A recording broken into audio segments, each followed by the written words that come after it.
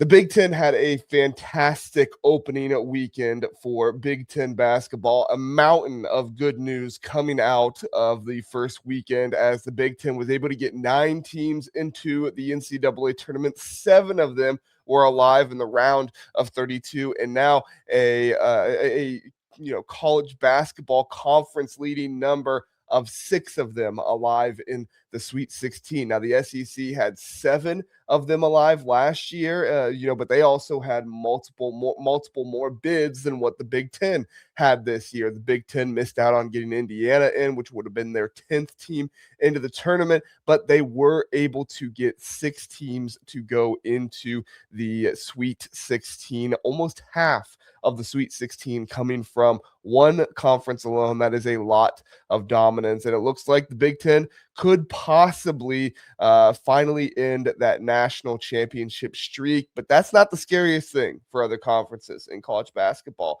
There is something brewing right now with the Big Ten that is affecting both basketball and football that could really benefit the Big Ten going on in the future. We've talked about it here before and how things are brewing. I'll cover that here at the end of the episode because I do want to cover the Sweet 16 and stuff like that, and just kind of the argument that there is for why the Big Ten has established themselves as the best conference in college basketball this season. Now, in order to really establish that, the Big Ten needs to win it all. You have not won the national championship since the year 2000. Let me know what you think. Do you think the Big Ten can be the best conference, even if they don't win it all? I think they have to win it all. You know me, I'm a tough judge on this conference. I'm a tough judge on these teams.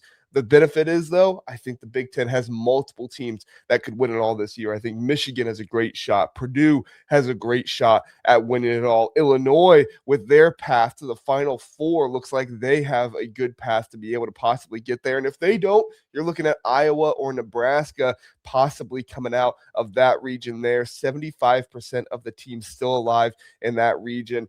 Illinois, Iowa, Nebraska. The only team that's not Big Ten then there is Houston, who is the highest rated seed. But the Big Ten has a phenomenal opportunity to get multiple teams into the Final Four and maybe even win the national championship this year. I'm not entertaining runner-up. I'm not entertaining any of that. The Big Ten needs to win it all, whether it's Michigan, whether it's Purdue, whether it's Illinois, whoever it might be, Nebraska, Iowa, whoever it might be. The Big Ten needs to win it all this season. Michigan State, I shouldn't even say. Shouldn't miss out on saying Michigan State. They definitely have a chance to win it all this year as well. We'll go through some of the FanDuel odds and stuff like that here in a little bit and talk through some of those things. But the Big Ten right now, 13-3 through the first 2 rounds in the first weekend, getting 6 teams into the Sweet 16, one shy of the record set by the SEC last year with 7 teams. If UCLA were able to close it out against UConn, they would have tied it with multiple less teams than the SEC had in the NCAA tournament last season. I think they had 12 or 13. I can't remember off the top of my head. It was 12 or 13 teams. Big Ten only had 9 teams this year in the NCAA tournament. I'm not arguing they should have had more or anything, but I do think that this conference probably didn't get the respect it deserved for the depth of how many teams are in the conference, which the depth is not the end-all be-all. It's not what makes your conference the best, but it is definitely something that needs to be acknowledged when you have multiple teams in your conference that can possibly win it all. Conference like the ACC, they really don't have anybody in that conference that could even make noise in the tournament other than Duke. That's really all they have. The SEC, they have a couple teams here and there that could possibly win it all, but they have a lot of flawed teams as well that, can win some games in the tournament. They have won some games in the tournament, but they're not going to be able to win it all, in my opinion. The Big 12 has some good teams. The Big East has UConn, and obviously teams out there that can do it as well. But really, you're looking at the Big Ten and the SEC having the most teams that are able to win it all. The Big Ten having the most teams of it all. All right, some more good news here for the Big Ten when you look at the records of different conferences in college basketball. The Big Ten in 2026 so far with 9 bids is 13-3 overall. Now, we're also going to take a look at the record against the spread, which I think is really important too. But the Big Ten is in solid position here. Last year, they had 8 bids, and they went 13-8 overall. You are already matching your win total of what you had last year in the entire tournament in just the first 2 rounds of the tournament this year. 2 years ago, 2024, you had 6 bids. You only managed to get 10 wins that season. You went 10-6, a little bit deeper of a run that year, but not as many wins with less teams in it all that season. When you look at the SEC, you go up here with them. 10 bids, 14 bids it was last season. I got it wrong. I said 12 or 13. Stupid of me. 14 bids last year for the SEC. They went 23-13. 10 bids this year for the SEC, and they do get 13 wins, but they have 6 losses. I do believe that is counting the Texas win in the play-in game as well, if I'm not mistaken there. So 10 bids, 13-6 overall. They match the win total, but they have more losses. You go down to the Big 12. Big 12 with 8 bids, 9-5. Not good enough in my opinion. The ACC, 8 bids, 5-7. And then the Big East, they had 3 bids, 4-1. The Big East, not a big conference. They're not going to get the most bids, but they do have some quality teams in there and some very quality coaches as well that can make a lot of noise. So that's kind of the way the records play out overall. If you look at the records against the spread, I tweeted this out earlier today at JR's Rankings. If you want to go follow me over there on Twitter. Best to worst conferences performances in the NCAA tournament's first weekend. The Big Ten, especially when you look at against the spread, 11-5 against the spread, 11-2 as the favorites, 2-1. The only conference next to the SEC, the only two that has a winning record with underdogs. Now, the SEC, they have a winning record of underdogs 5-3, but 3 of those wins, again, counting one of those with the play-in game, was Texas. 3 of those 5 wins is Texas. So in this situation, you get multiple teams in the Big Ten in addition to multiple teams in the SEC. So those really are the 2. But the issue the SEC has is, yes, they're winning games, but they are 11-8 against the spread. The Big 12 was 10-4. So when you take into account how many games you're winning against the spread, or how many games your record against the spread, obviously that's betting and stuff like that, the lines, if you know what I'm talking about, how many games you're winning as the favorite, proving that, yeah, we're favored and we're winning the games, and we're also favored in these games, so we're getting the recognition we deserve from the betting outlets and things like that. And then 2-1 as an underdog, showing, hey, we don't have the most underdogs out there, but we're still winning games as underdogs. I think it's no doubt that the Big Ten has been the most impressive here. The Big 12, pretty impressive with 10-4, 8-2 as favorites as well, but that record of 1-3 as underdog, just not going to cut it to be the best. I think you could argue the Big 12 and the SEC being 2 or 3 there, as the SEC is 11-8 against the spread, 8-3 as favorites, 5-3 as underdogs. I think you're probably tied there for a second, but I did lean the Big 12 just because I think the Big 12 has a little bit more firepower, in my opinion, with some of their teams. But overall, this is a situation where the Big Ten is for sure been the best conference in the NCAA tournament. Maybe they weren't all season long, but they are definitely the best conference in the NCAA tournament so far. We'll see if that continues, as the Big Ten does need to continue to prove that, as they have, some odds that favor them with the national championship. We'll take a look at FanDuel here and see what the odds are with them. Go to the national championship odds. 2 of the top 5 national championship odds are in the Big Ten. Michigan, number 3 at plus 280. Purdue is the next highest Big Ten team. They're number 5 at plus 1400. But really, right now, it looks like a race for the top the top 3 here, with Michigan plus 280, the best odds to win the NCAA tournament on FanDuel. Arizona next best at plus 400, and then Duke at plus 420. You do have Houston there at plus 700, so they are not in the thousands either, but still all these those 3 really seem to be the ones that stand out more than anyone else. Purdue plus 1,400. Those are pretty good odds for a team like Purdue with how hot they're playing right now. Michigan State plus 3,000. Illinois plus 1,500. And then not a whole lot of belief for Nebraska and Iowa. Nebraska's plus 6,000. Iowa plus 10,000. So Hawkeye fans, if you're believing in Ben McCollum, There you go. Go for a plus 10,000 there. I do not recommend it. This is not my recommendation. But you know what? Maybe you're just really excited after the the win against Florida there.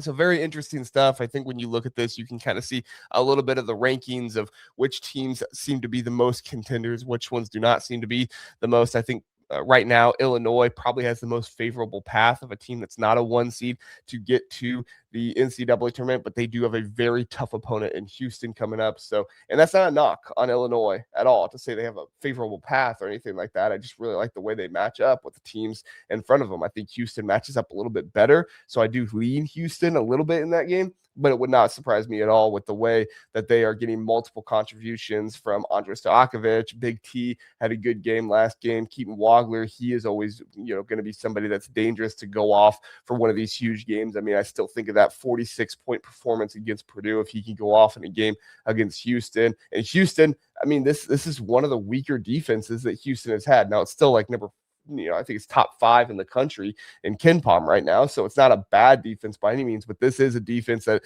is probably one of the more gettable of Kelvin Sampson and what he has produced there at Houston. So you could possibly see that utilized there.